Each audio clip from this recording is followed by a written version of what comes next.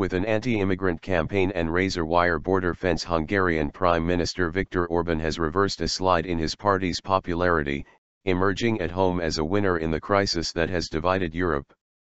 Personal approval ratings have also jumped for the man who closed down a major transit route through Hungary for hundreds of thousands of asylum seekers fleeing war and poverty. Voters are less willing to give Orban the benefit of the doubt on creating jobs. But while Hungarians often helped migrants stranded in appalling conditions last summer, many voters are ignoring criticism that rights groups and foreign governments have directed at their leader over migration. Despite accusations of xenophobia, Orban shows no sign of moderating his language as he attacks the European Union's failure to solve the migrant crisis, and tries to undermine support for the far right at home. Speaking on state radio, he said Hungary was now in a different time zone from the rest of Europe as it has fended off the invasion by sealing its southern borders. This goes down well with many Hungarians, including the young, who are often more conservative than their peers in Western Europe. Not far from Budapest's eastern railway station, where thousands of migrants slept rough in September, 21-year-old student Mate Sebak gave his wholehearted support to Orban's stand. Hungary needed a strong leader who spoke up for the country's interests in the EU, Sebak told Reuters. There was no common European solution, and I believe Hungary needs to protect its own borders, he said.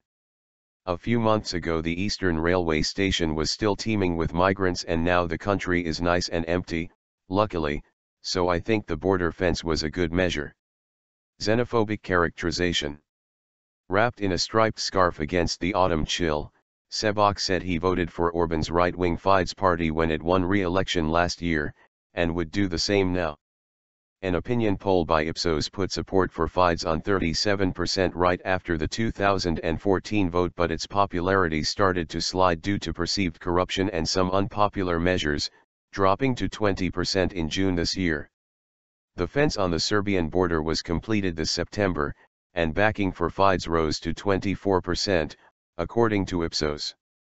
The party solidified its core support and attracted around 300,000 swing voters, mostly aged 30 to 40. Fidesz was the most popular party in all age groups except the under 30s, where it fell behind Jobbik, Ipsos said. The ratings rose further in October after the fence was extended along the Croatian border, sealing the southern frontier and forcing migrants to seek different routes north.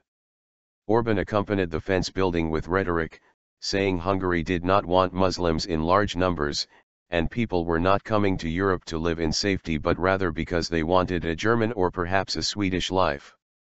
Austria likened his policies to those of the Nazis, an allegation Hungary rejected, while the US ambassador to Budapest warned against xenophobic characterization of refugees. Many Hungarians appear unworried by such criticism.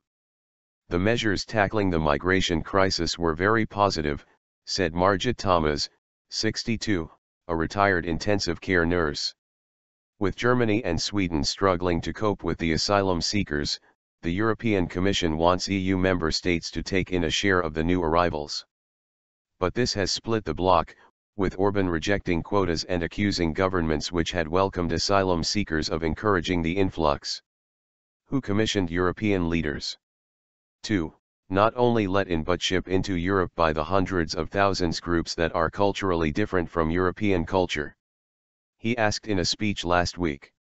With the opposition divided and weak, rights groups have been largely left to question his arguments at home.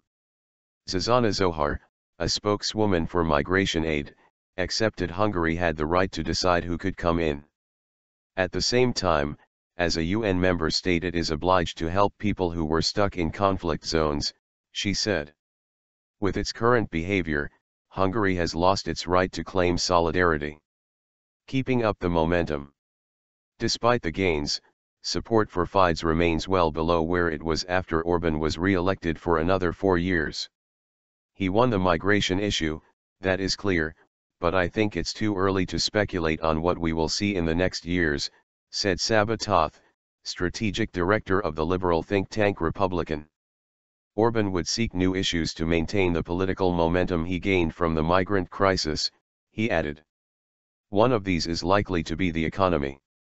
Growth is expected at a healthy rate of about 3% this year, with public finances on a solid footing and inflation sub-zero.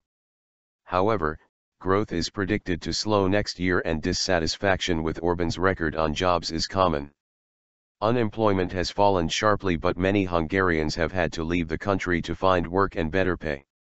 "I'm deeply disappointed with the way the government handles joblessness," said Thomas, the retired nurse.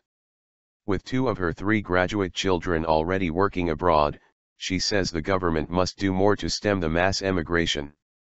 "My 3rd child, a young doctor, is now preparing to leave," she said, adding that it is too early to say how she will vote in 2018 when the next elections are due.